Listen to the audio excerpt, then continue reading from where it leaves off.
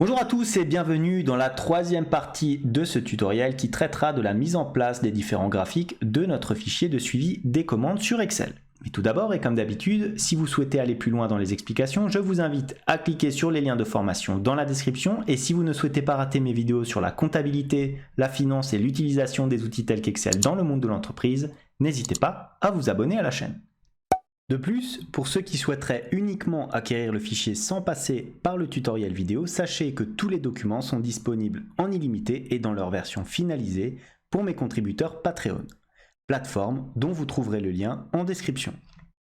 Alors dans cette troisième partie de tutoriel, nous allons mettre en place les différents graphiques dans notre fichier de suivi des commandes. Donc je vais commencer ici par mettre un titre. Donc, on va mettre ici dans notre cadre le nombre de commandes. Voilà. On mettra notre titre en gras.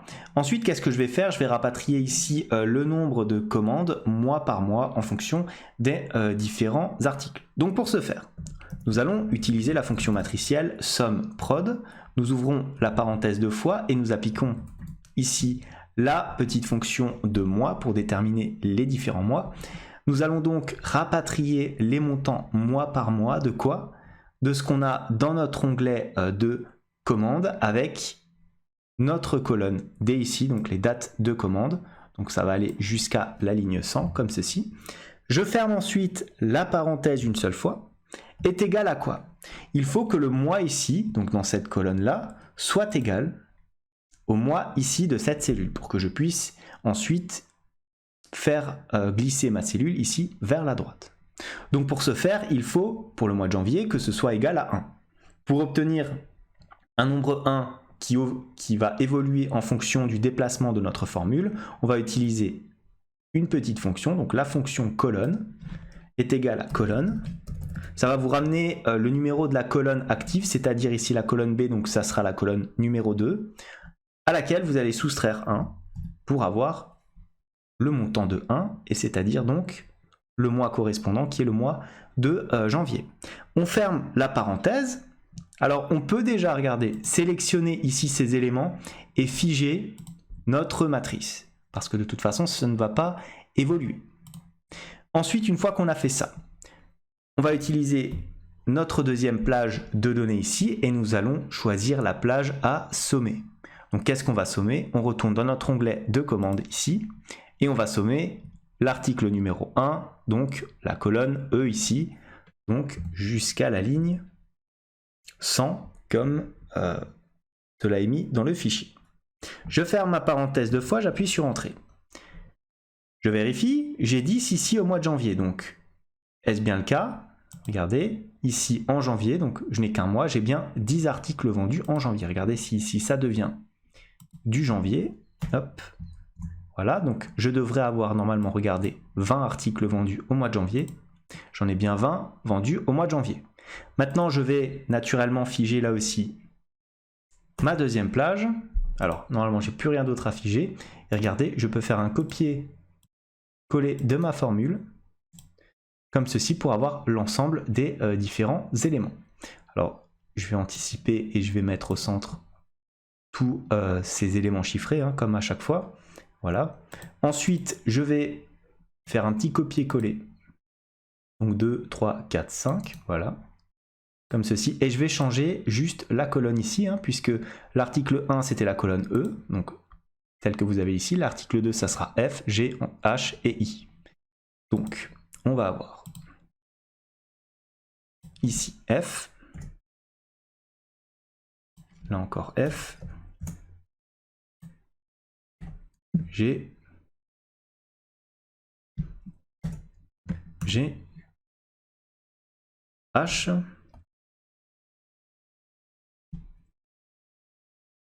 et bien entendu le I. Voilà. Maintenant, on va copier et coller la formule de l'ensemble de ces cellules, comme ceci. Voilà. Donc, on a ces différents éléments. Alors, est-ce que je suis bien dans les différentes zones? Alors, je vais prendre tout ça. J'ai une somme de 909, donc vous voyez, hein, 909, ce qui correspond bien à la somme ici par article et ici à la répartition par client. C'est un moyen de pouvoir checker relativement facilement, hein, puisque de toute façon cela nous permet donc d'afficher l'ensemble de nos éléments. Alors regardez, on a quoi? On a la colonne F ici. Alors on serait éventuellement sur...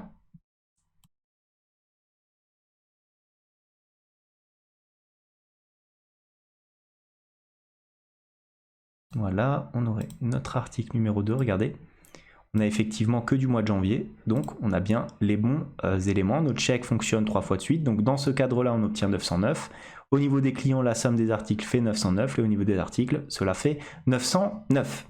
Une fois qu'on a fait ça, on va pouvoir introduire notre graphique. Donc pour ce faire, je vais sélectionner l'ensemble des données ici. Je vais aller dans Insertion, et je vais mettre, alors on va mettre éventuellement un graphique en R. Je pense que c'est le plus utile à faire.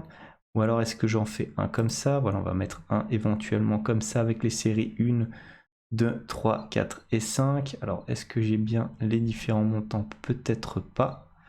Attendez, je vais changer éventuellement mon graphique.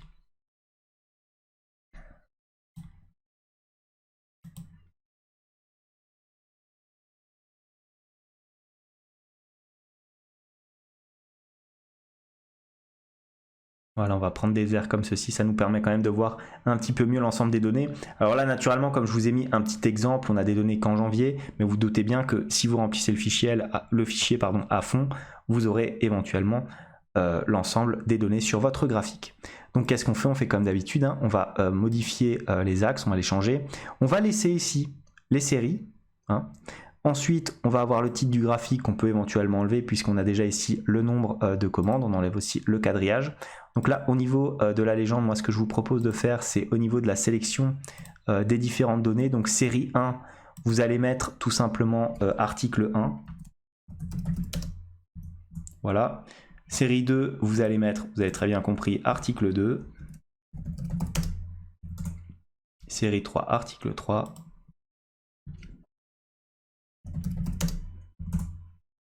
Série 4, article 4.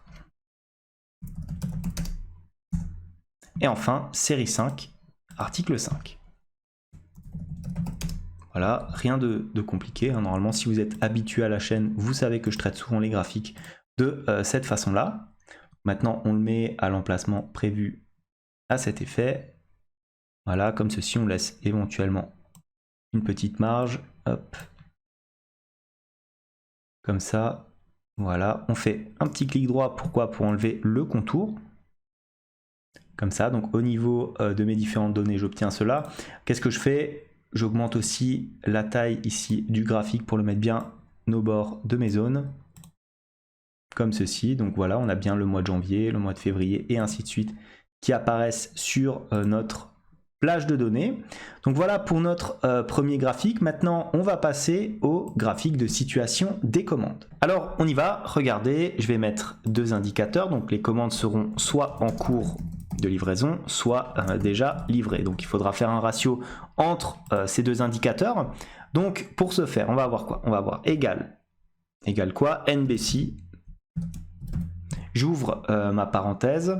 Je vais sélectionner ici dans commande. Donc regardez, hein, je dois mettre une plage et un critère. Donc ma plage, ça sera quoi? Ça sera commande et ma colonne ici M, puisqu'on va voir le statut à prendre en compte. Voilà. Point virgule. On va sélectionner quoi? On va sélectionner en cours de livraison. Donc je vais l'écrire en toutes lettres de livraison. Attention à ne pas se tromper dans l'orthographe, sinon ça ne marchera pas. Voilà, je ferme ma parenthèse, je fiche d'ores et déjà ici et ici ma matrice. Voilà. Ensuite, je divise tout ça par quoi? J'ouvre ma parenthèse, par NBC de commande ici.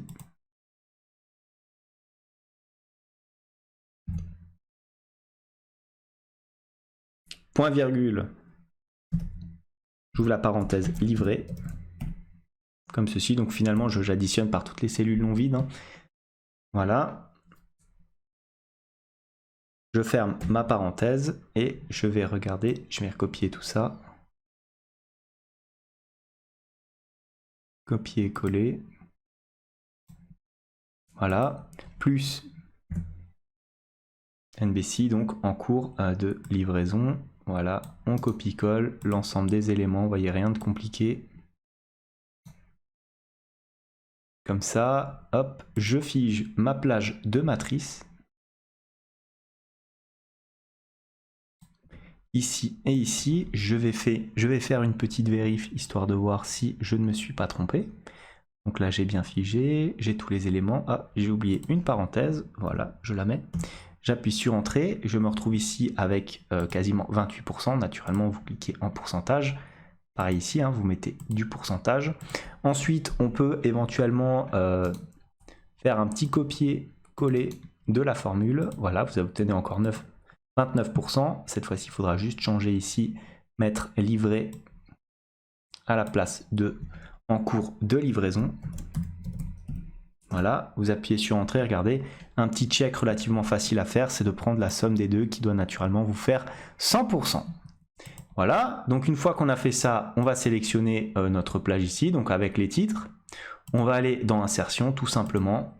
On va sélectionner quoi? On va sélectionner un graphique, alors en secteur comme ceci, on va enlever naturellement le titre. Alors qu'est-ce que je peux faire? Je peux changer aussi la disposition.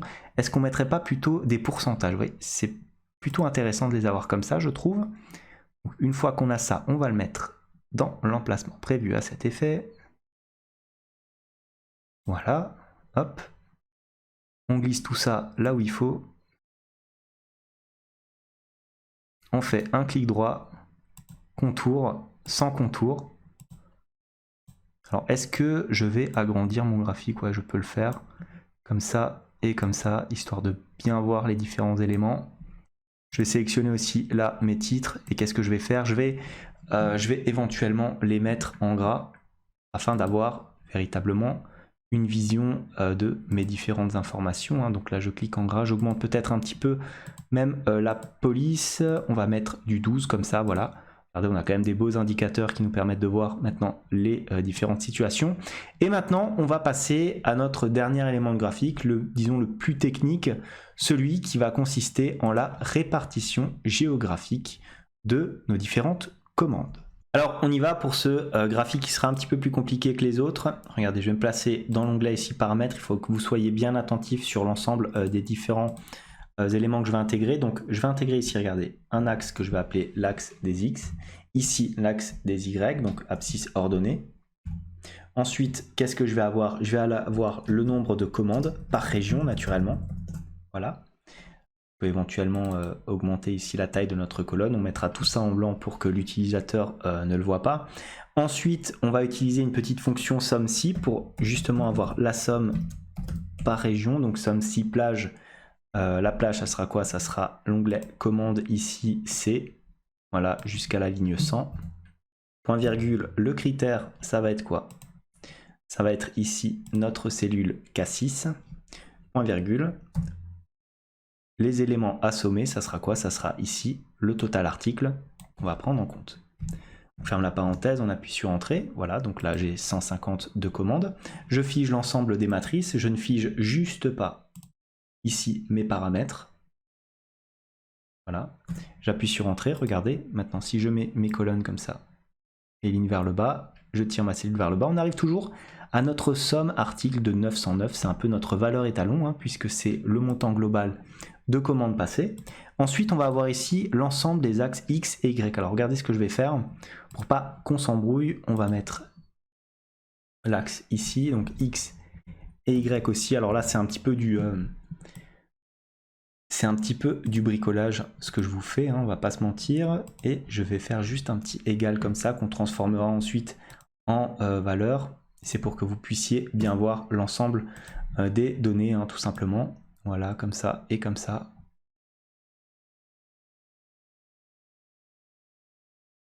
Voilà. Voilà, donc on mettra ici l'ensemble des différentes plages. Alors ce que je vais faire, c'est que je vais aussi rapatrier rapidement les petites régions ici. Hop. Copier, coller. Voilà. Voilà. Et voilà. Maintenant, une fois que j'ai fait ça, qu'est-ce que je vais faire? Je vais insérer un graphique en bulle. Donc je vais ici dans Insertion, tout simplement. Je sélectionne ici les bulles, nuages de points. Donc je vais prendre un graphique en bulle comme ceci, hein, relativement simple. Alors j'enlève les éléments naturellement qu'il me propose, hein, puisque c'est pas du tout ça que nous allons avoir. Donc j'appuie sur OK. Une fois que j'ai fait ça, qu'est-ce que je fais? Alors je trace déjà ma zone graphique. Hop, on va le mettre ici. Comme ça. Voilà.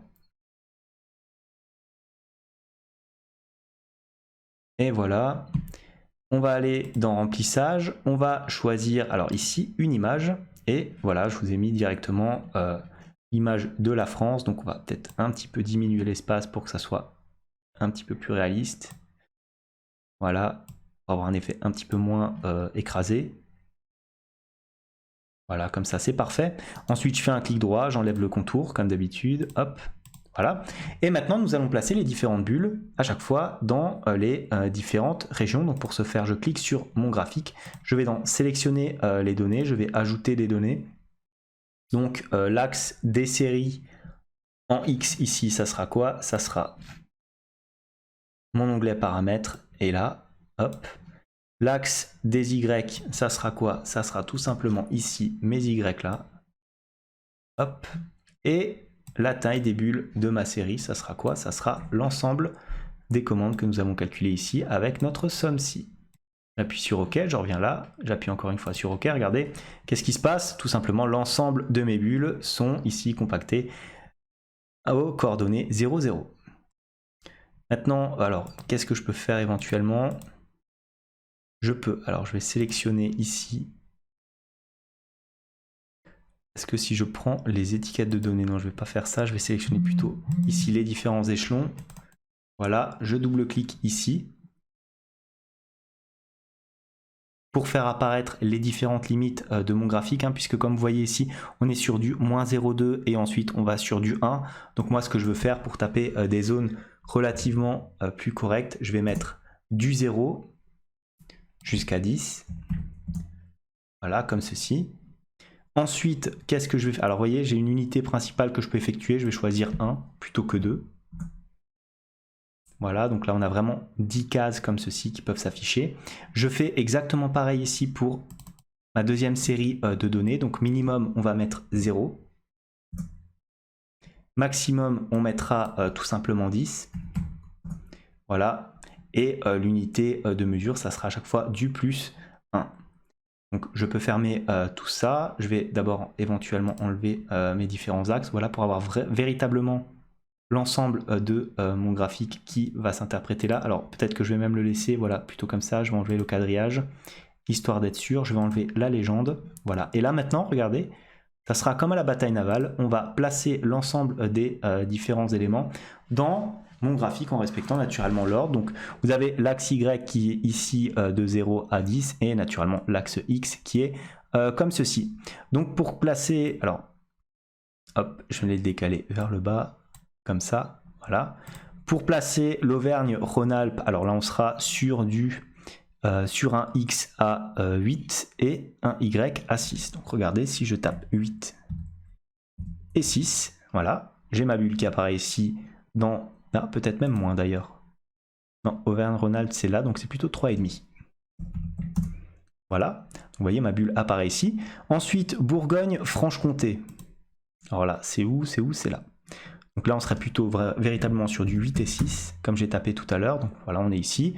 Ensuite, on va avoir quoi? La Bretagne. La Bretagne, ça serait du 1 et du 7. Donc on va mettre 1 et 7. Voilà, comme ça.